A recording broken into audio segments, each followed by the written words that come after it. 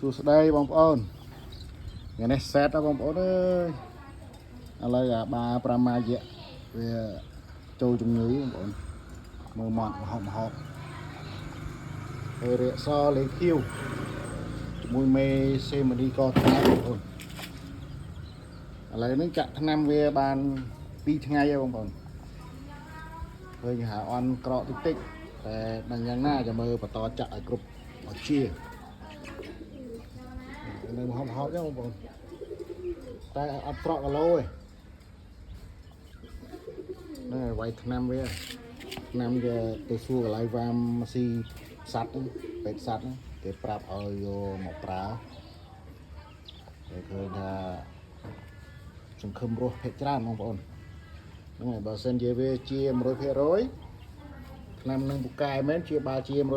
100% ខ្ញុំនឹងថតសបកថ្នាំចែកជូនបងប្អូនទុកប្រន់ប្រើប្រាស់ប្រចាំទ្រុងបងប្អូនអូថ្នាំមុនដែលខ្ញុំព្យាបាលមន់ឈឺចាក់ទៅជាឥឡូវមកចាក់ជំងឺឥឡូវអត់ជាទេបងប្អូនមេរោគវាអភិវឌ្ឍខ្លួនថ្មីទៅទៀតវាកាចសាហាវ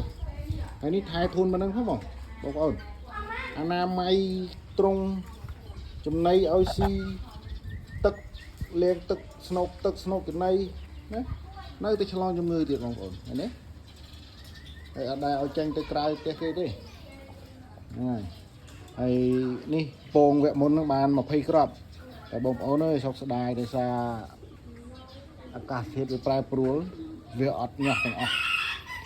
ថតទៅគឺអត់ញាស់ហើយឥឡូវធ្លាក់ខ្លួនឈឺទៀតបាទហ្នឹងហើយអរគុណច្រើនបងប្អូនថតប្រាប់បងប្អូនទៅប៉ុណ្្នឹងទេចាំជានឹងប្រាប់បងប្អូនពីថ្នាំព្យាបាលបាទអរគុណហើយបងប្អូនណាដឹងពីការព្យាបាលជំងឺហ្នឹងជួយខមមិនខាងក្រោមផងខ្ញុំនឹងអរគុណជាច្រើនបាទអរគុណ